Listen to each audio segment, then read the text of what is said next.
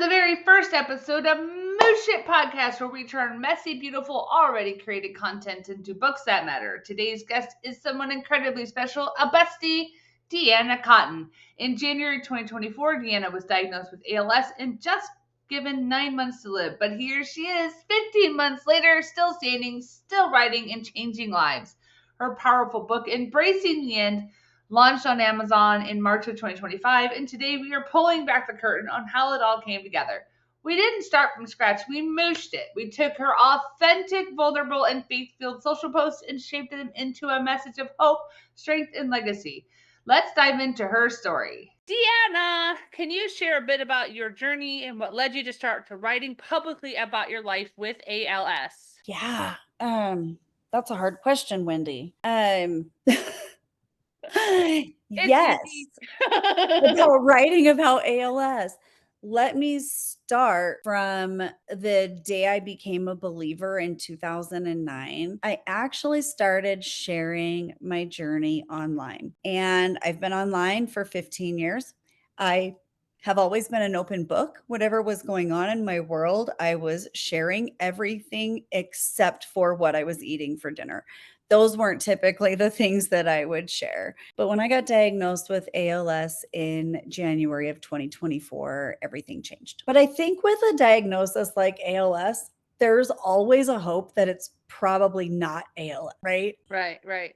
Well, and then, you, as it all progressed, you already had kind of started a book, but then in the fall of 24, you called me up and said, Wendy, the Lord will not call me home to Jesus Christ until the book's done. So we have to get this done. And so I said, let's do it.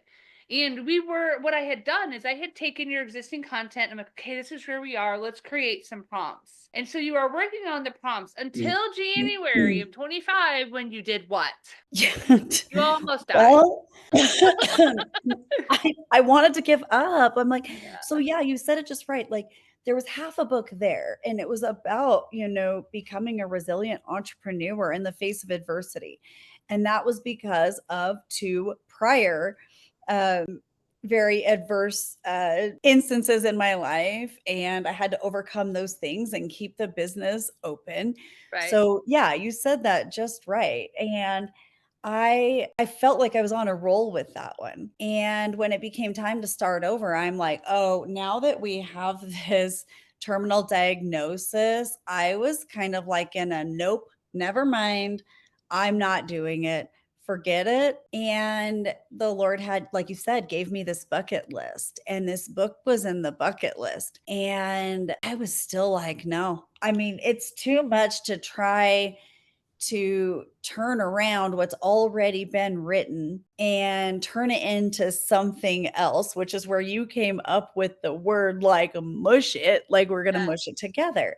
But I wanted to give up on one end, and on the other end, I knew the Lord said, I'm not taking you home till this is done. And I mean, some of you who are scared to die might have been like, I'd have been shoving that like right back under the mattress. I mean, like, let's just pretend that doesn't exist, right? And for me, I am so ready to go home. I am like, Lord, do not add another daggum thing. One of the things that had happened, so in January, she almost dies, like literally aspirating pneumonia on her deathbed. And I had said, Oren, should we finish the book? He said yes. I'm like, okay, I'm going to take the Oren is my husband, by the way. Oh, yeah, Oren's the husband. The amazing Oren. I took her podcast, had a friend of mine transcribe it. I took all of the information from the podcast, mooshed it into the existing outline, formatted it, and we were ready to go. And so it was ready, it was done. And so that's what we kind of started at the beginning, like an early part of February. It was around the 25th that you were about to pass away. And so it was almost the 1 year mark from when you had gotten completely diagnosed. And so I was working, getting it done. And then you lived. So and I'm like, okay, now what? So then what we did is we went through it piece by piece. And so this is kind of where it's like, I want people to understand we don't always have to be a blank outline and taking that information and go, okay, chapter 1. What do I want to write about? It can be Mhm. significantly simpler than that. You have content from Facebook posts, you have content from podcasts, you have content from blogs, you have content from the books you've started and never finished. And we can take all of Mhm. that and moosh it together and create a masterpiece. And that masterpiece for you launched on March 25th. So, like, people who have read it, what has been the impact? Because I know that people have reached out to you and said, wow. So how does it make you feel? At the end of life, like the feedback that we have received on this one is that people feel they have learned how to live, not how to die. Yeah. And I couldn't love that more. And right now we're at a 5 star. I think somebody did a 4 star, but didn't say why. But we're at 5 stars. And you know what? I'm okay with 2, 3, 4s, and 5s because we want people to be honest. If it's not your book, it's not your book. So Right, right. And you twos, have over threes, and 30, like fours. almost 35 reviews at this point, I think. So We do. it's good. And I mean, can I tell you, we've sold over 400 copies. it's amazing. I mean, that's really good for a month and a half. We also earned our therapist approved badge, which is huge. And my psychiatrist is ordering 10 copies for her office.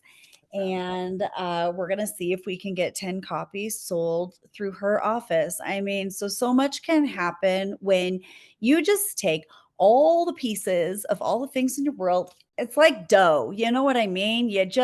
Let's just roll it all together and it's going to turn into a book because that is the magic that Wendy has. I don't know if anybody else has that magic. Thanks. Oh man, I love you. So thank you so much, Deanna, for being a part of this, amazing story and sharing, the hard, the holy, and the hilarious. And your story is obviously proof that, the legacy doesn't start when life is over. It starts when we decide to share the truth of who we are and what we're going through. So if you're listening today and wondering if your voice matters, or if you've already been writing your book without knowing it, don't start from scratch. Moosh it. We will see you at the next time on the Moosh-It Podcast. Remember to subscribe so you can get the notifications on when the next one launches. Thanks. Bye.